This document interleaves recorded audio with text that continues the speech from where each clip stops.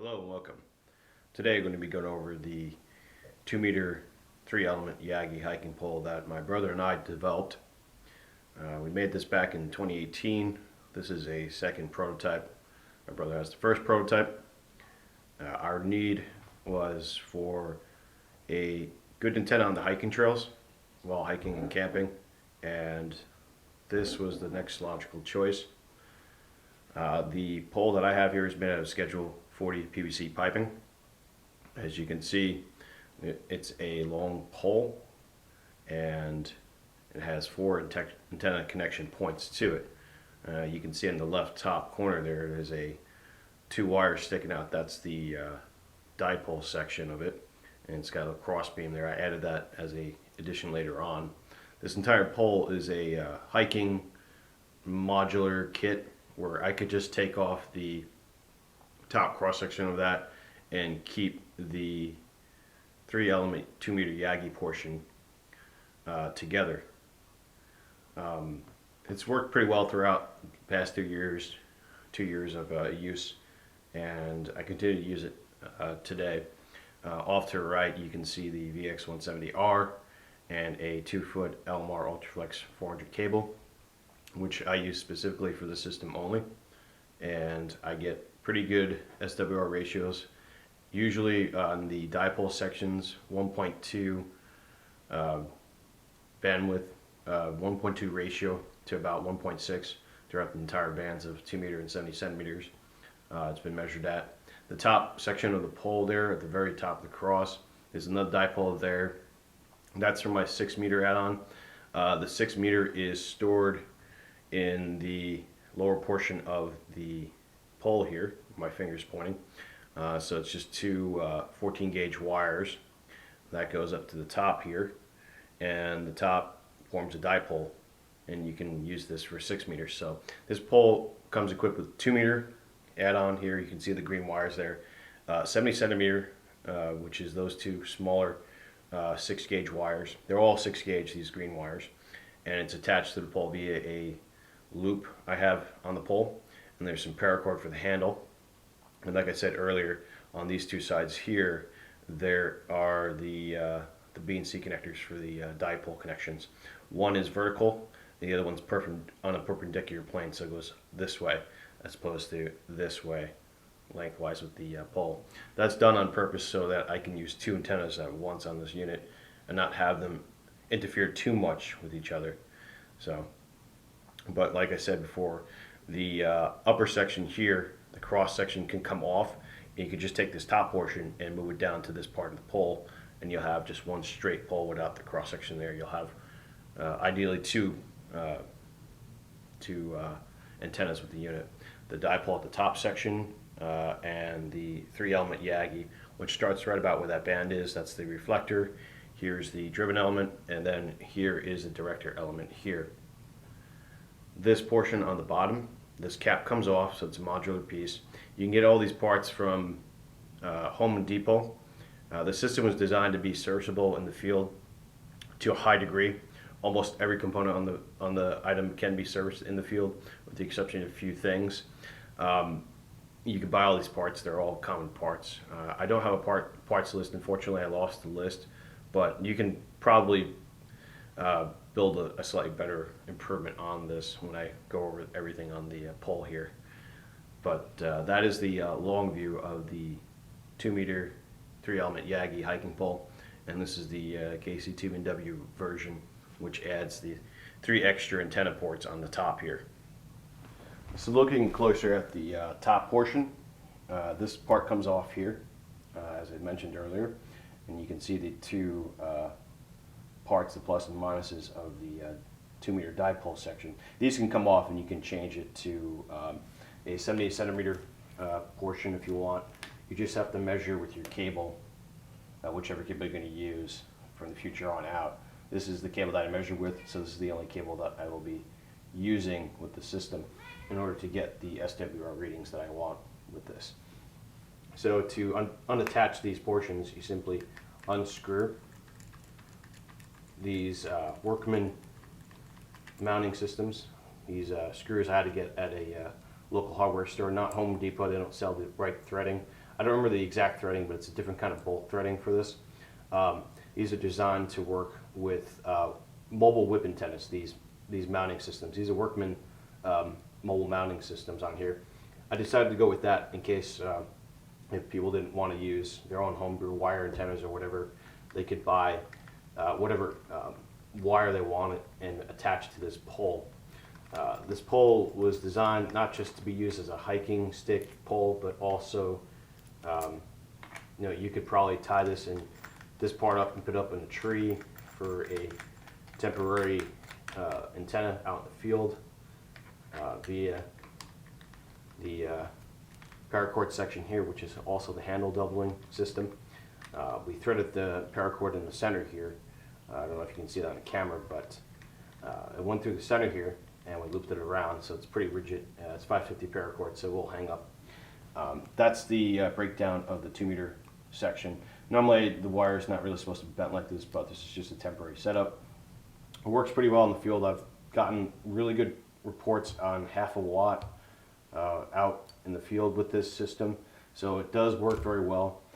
To take apart this and access the 3-element yagi system, you simply pull this apart and it reveals a RG858 coaxial cable. I have a ferrite choker here, and then I have the 6 elements here, or rather the 6 pieces that go to the 3-element piece.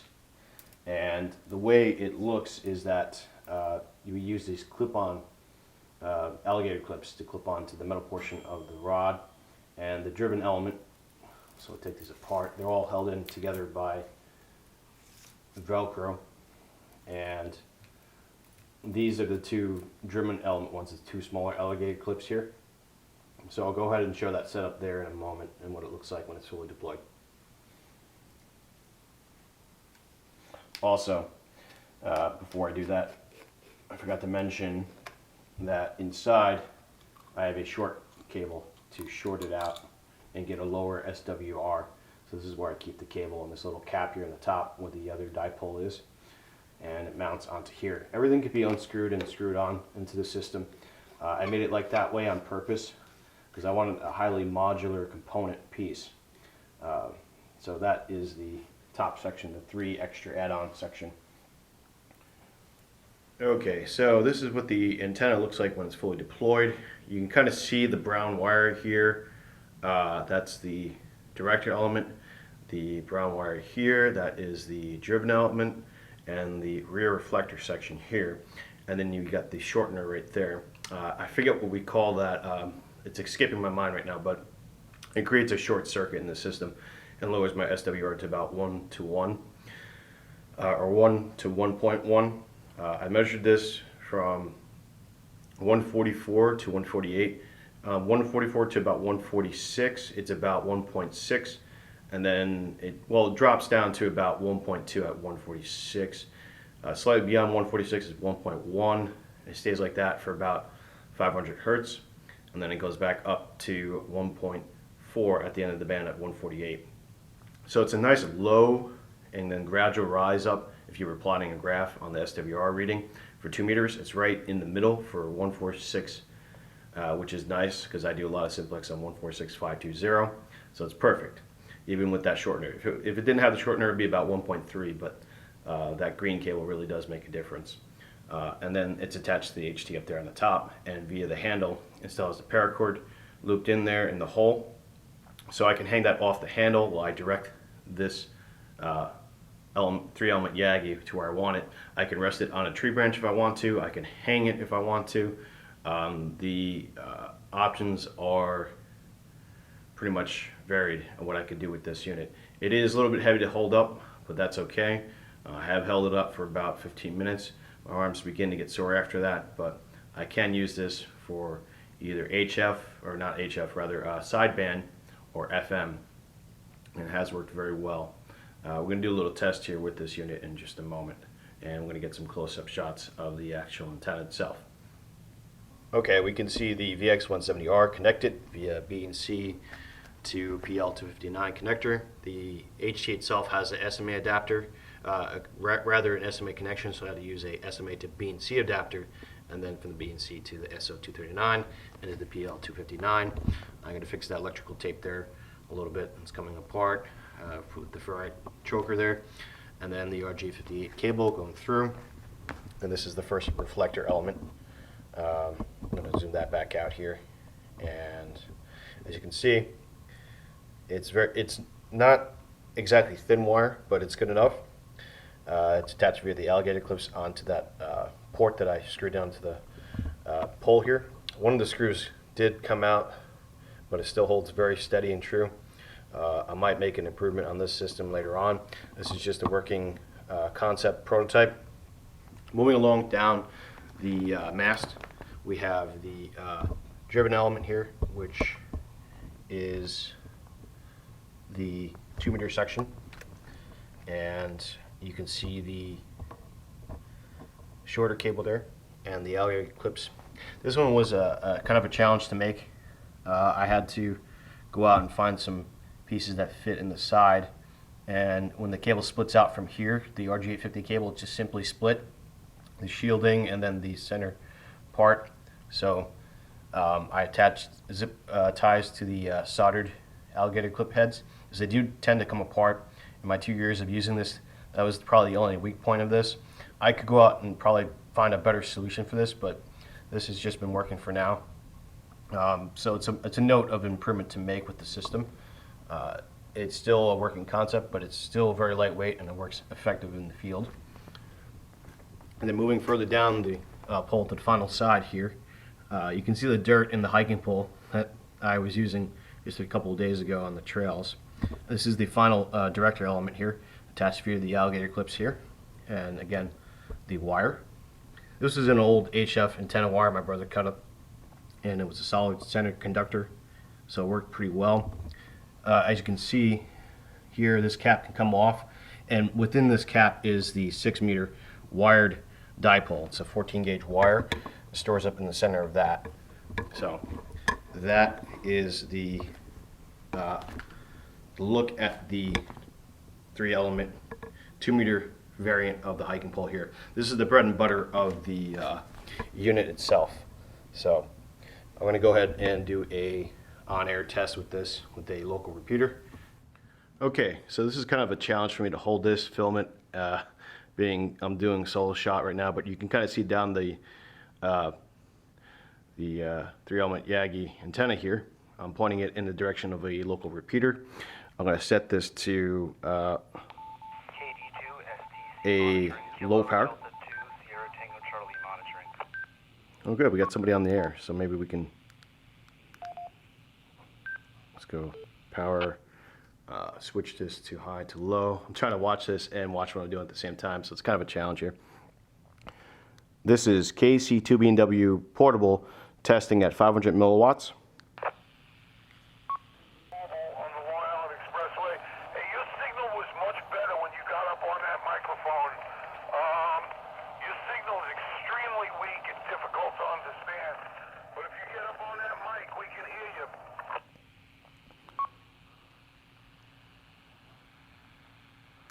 Roger that. Thank you very much. I appreciate that. I'm trying to get as close as I can to the HT here. I'm just kind of hard to do it as I'm filming, but thank you for that. I'm transmitting at 500 milliwatts.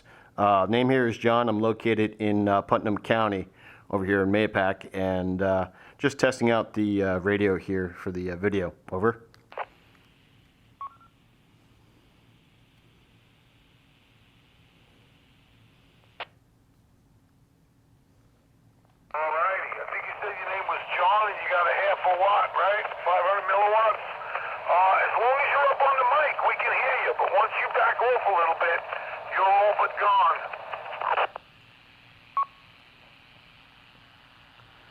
Roger, roger. You're coming in pretty good. You got some noise on your signal there, but I can hear you loud and clear on the radio. What was your call sign again? Over.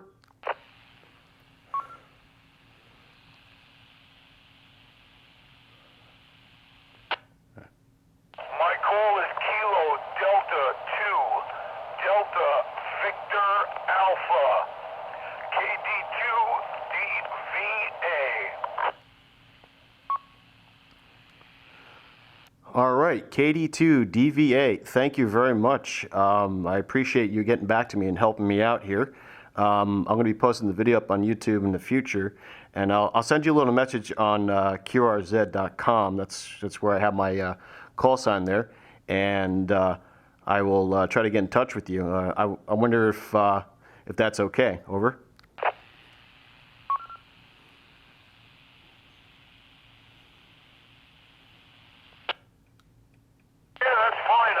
Try to remember the time so I can confirm the contact. Time is 11:35 a.m. So whatever that translates into universal time, I'll try to figure it out and I'll try to confirm.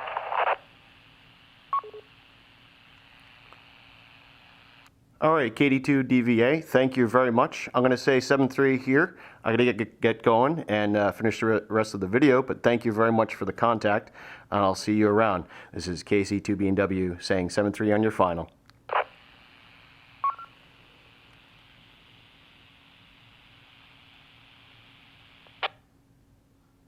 Alrighty, KD2DVA, mobile, Nassau County, eastbound, Long Island Expressway, mobile. And that is pretty much how this antenna works. 500 milliwatts. As you can tell, they're having trouble copying me. Let me turn this down. Let me turn that down here. It's a little confusing hearing that and talking. So basically, it works very well as long as I get up on the mic, as you can tell. So it's probably just me just basically not getting close to the microphone, which is understandable since I can't hold this and look at the same time, and it's on the opposite end. Normally I hold it on the other way, but the filming angle is what it is today. So that is the 3-element 2-meter yagi hiking pole section and RG858 cable, a Yaesu VX170 at 500 milliwatts, transmitting into the repeater about a couple miles away from here, inside my house. So you can see, obviously it's not the ideal location to set up a antenna. But let's go over the other dipole setups on this radio. Okay, so you can see the 2-meter section and the dipole, the simple dipole that I have here. I wanted something that I could quickly deploy and use when I was hiking instead of fiddling around with the 3-element yagi, say if it was raining or something like that and I didn't want to get wet or whatever the reason is. If you wanted a quick improved antenna on your system, I went with a simple dipole. There are better antennas out there to use, obviously, but I figured keep it simple, stupid, have it work effectively out in the field, and that's it. So I usually clip on my radio sometimes with this configuration. Again, like I said, I have an LMR Ultraflex 400 cable here. This is the only cable that I use with the system. These dipoles do not have a common mode balun or choke point, so I have to put it with the cable and use only the same type of cable with the system, so it's consistent. The SWR with these guys is not as good as the 3-element yagi, but it still gets out pretty far. I believe I have a 1.8 at 144, and then at 1.46, I think I remember getting it down to about 1.2, and then goes back up to about 1.8 at the end of the band. So almost 1.0 to 1.1, but I'll take that any day over a rubber ducky antenna on my HT.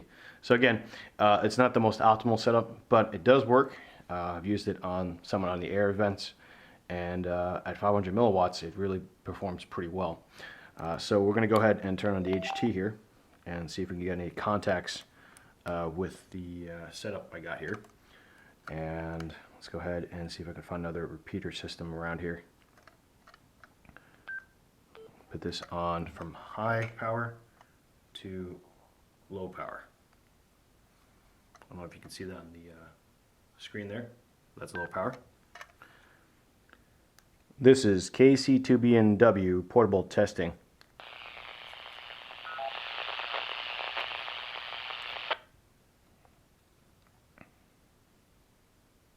All right, looks like it gets into the repeater there. This repeater is about 4.5 miles from my house. It's on a hill. My location right now is about 640 feet above sea level. I'm not on the highest hill in the town here. There's a lot of woods in my area too, and a lot of RFI from various electronic devices all around. So it's not the best transmitting area to be inside the house, but this does get out and hits that repeater at half a watt at least. Let's go to the other repeater here. Let's try this one. Again, I have to manually set the power here. So go there, power, and we set that from high to low. This is KC2B&W portable testing at 500 milliwatts and a 2-meter dipole. This is a W2BZII repeater system in Valhalla, New York, primarily located. They have a couple towers around. I think it's about 4 to 5 miles line of sight from the house, maybe a little bit more. And I usually get in pretty well. They have a local net that checks in around 9:30 p.m. EST. I don't know what the UTC time is. I think it's like 4 hours plus if you want to calculate it. But maybe I'll film that later, checking into the net, and you can see how well this dipole performs then. This is KC2B&W portable, all clear. Alright, so we're back. I got the radio hooked up to the dipole, and I've got it hooked up to the VX7R, and or rather the VX170, and a small microphone where I can put it close to my mouth and not have that trouble with the low audio that we had before. Just make sure this is on low. I don't know if you can see that, but it's on low power here. I know what you're talking about. So we're all set for the check-in tonight. It should happen in a couple minutes from now. With or without traffic, can we experience any stations wishing to join the net, please call N2TSO. N2TSO?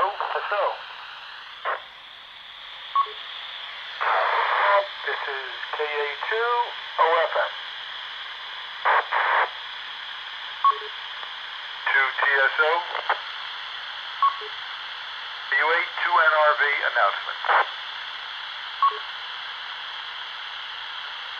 This is TSO. Kilo Delta 2, Papa Foxtrot, Quebec. Good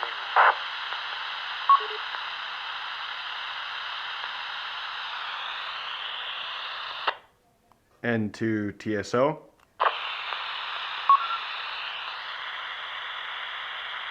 This is Kilo Charlie 2 Bravo November Whiskey, KC2B&W. No traffic tonight. Okay,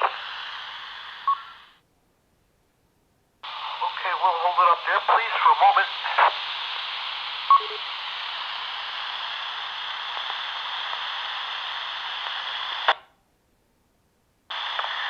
This is N2TSO net control for the Southern District net. I would like to welcome and thank the following stations for joining. Bill KA2OFM, Stan WA2NRV with an announcement, Gil KD2PFQ, John KC2BNW, Charlie Alright, so the bottom part of the hiking pole has the 6-meter wires in here. You unscrew the bottom part here. It's a little bit tough right now, but you take them out. You can replace this cap easily at Home Depot. They're cheap. I put a little screw here and a little rubber stopper. It's been worn out from all the hiking I've done, so you can make these easily for $1 or $2. Replaceable part. And then inside we have the 6-meter wires here, and I believe these are, let me see what gauge they are. I think it's 14 gauge.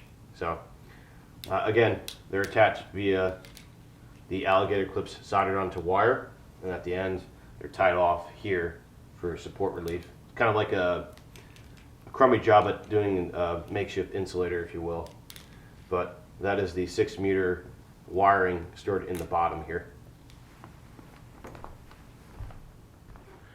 Alright, so these alligator clips, they attach to the horizontal portion of the dipole here and here.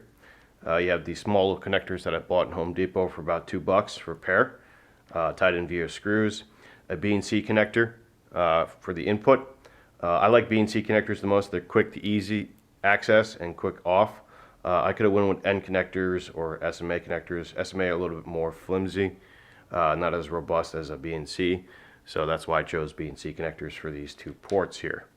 You can see the vertical dipole here and the horizontal plane one. So they're perpendicular to each other and they don't cause too much interference, even though they're close proximity. So you simply take the alligator clip, and what you're going to do, you clip it into here, and now your wire is attached. You simply extend out the wire, and then I have my 6-meter horizontal dipole, and that's how that works. It's not the most stable system, but it's quick to set up, have temporarily up, along with some guideline and paracord. I'll probably film that a little bit later, just to show you what it looks like set up, and we can get some readings on the SWR meter as well. And we're out here on a nice cold February morning, late February. It's blurring out. You can see the hiking pole set up right now. It's resting on a guide wire, and the lanyard and the handle are attached to another knot I made, so staying steady on the wire there, or the paracord guide line. This is the other attachment I have, Prussian knot, I believe it's called, and the driven elements are tied out along the wire here, and then attached via the alligator clips. It's a nice sunny day out, pretty bright out here. So it's not the most optimal setup. As you can see, normally you want to have obviously better height and straighten wire out and more effective methods, but this works in a pinch. And you can see the 2-meter setup as well. At the same time, you got a vertical and then you got a horizontal, perpendicular to each other. So there is interference, but not so much so where I can't use it.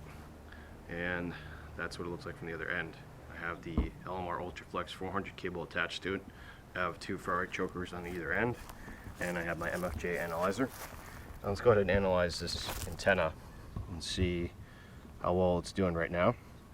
So at the bottom of the portion, just below 50 megahertz, it's 2.3. Let's bump it up to about 50.145 rather. Getting about 2.2 SWR. And this fluctuates too, so it can go up or higher depending on the connections and how well the antenna is doing with other things around. Let's keep going up to about 51.78 or 79, or at 1.1, and then moving up to 52.545. It's about 1.4, so not too bad for FM portion, which I kind of want to use this for as FM, although not horizontally polarized, obviously. Moving up along the band, we're getting up to 54.40, or approximately thereof. It's about 2.3 again, so not the best on the whole band, but just a portion of it. I could have went with thicker gauge wire and had a better SWR, but that is the 6-meter portion of the wire. And of course the SWR changes a little bit. If I have a little bit more steady,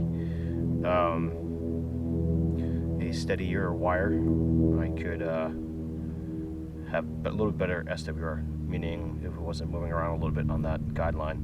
So like I said before, it's not the most optimal setup, but it does work in a pinch. So there you have it. That is the hiking pole 6-meter portion of the dipole. Alright, so we got the top part of the hiking pole here. I'm going to take this off and we're going to see what it looks like. So I took off the top part, and this is what it looks like here. This is a workman connector, which I drilled through the top of it, and one part goes up here, and the other part has a ring that goes around there. I'll set that up and show you what it looks like.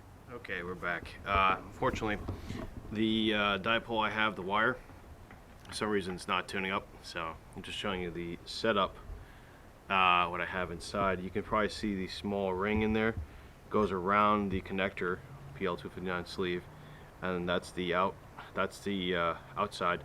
And then we have the inside center part, which attaches to the top here, and that is the other part of the dipole. So it goes straight on out to tree there. I had to tie it out a little bit further, and the other part's right here tied out. So that is the ham radio hiking pole antenna. Overall, it's a interesting concept. There's a lot of improvements that need to be made that I would like to do in the future version, but so far it works pretty good. I really enjoy the dipole section, the 2-meter part. That's worked very effectively for me in the past and continues to do so. I like the fact that I can take this entire piece off and just have it streamlined, straight pole without the cross section, and save some weight. I would like to cut down on the weight of this pole. I haven't done a weigh-in on it, but I'm gonna have to guess it's somewhere around 2 to 3 pounds, which is pretty heavy for a hiking pole. Maybe a little bit more than that with all the heavy gauge wires attached to it. I would like to recut the 6-meter dipole here to get a sideband, which I made a mistake before. It's 50.125, not 51.125. So I'll have to recut this, or at least resize it to get a better SWR on the port up here, so I can get 1-to-1 ratio. It's a little bit higher up on the band, which is okay, I guess. I mean, I can always shift up on my sideband and do that. FM, either I cut it for FM or I cut it for sideband. I think I will cut it for sideband next time, so I'll probably replace that 14 gauge green wire in the front there, and then I'll probably recut another dipole section for the top portion. Maybe I'll cut a different bandwidth for the top dipole, so I'll do that. And then on the inside of the cross section piece, I'm going to redo that, make it a little bit more cleaner. I would like to add in built-in ferrite chokes on these, but again, working in such a small cross section here is kind of tough to do. Like I said in the beginning, most of it is serviceable in the field, but however, there are some parts that are not. I want to make it more modular and more easily accessible in the field, so I'll have to improve that design a lot more with this system and figure out a different way of doing it. But for now, it's a working concept. It's not the best system to use, but I do enjoy it, and it does make me happy to use out in the field. People get a kick out of it when they see me on the trails. It's quite funny when they ask me what the hell that is, and I go through the whole explanation of what it is and what I do. So if you're looking for something that grabs attention, this is probably it. Although I probably wouldn't recommend it if you're looking to avoid attention. So overall, I like the fact that I can probably hang this up via the paracord, or kind of rig it up on the line here, the guide line that I have in the front yard. That's a lot of fun to do that. You can also rest it, part of the pole, on like a little branch if you get tired of holding it in the yagi formation, or you can rig up another line like this and rest it on the line, and then direct it on the line, so you lay it down and you can kind of point and shoot without getting too tired. There's a bunch of different things you could do with this pole. Another thing I would like to do with it is just pretty much get caps on the ends of these BNC connectors, so the elements and dirt don't get into it. But weatherproofing is going to be another issue with this. However, that I'll cross that bridge in the future. Right now, it's working. It works as intended. There is a lot of other improvements I like to do, but overall, that is the ham radio hiking pole antenna. Thanks for watching, guys. I hope you enjoyed that, and I'll see you later.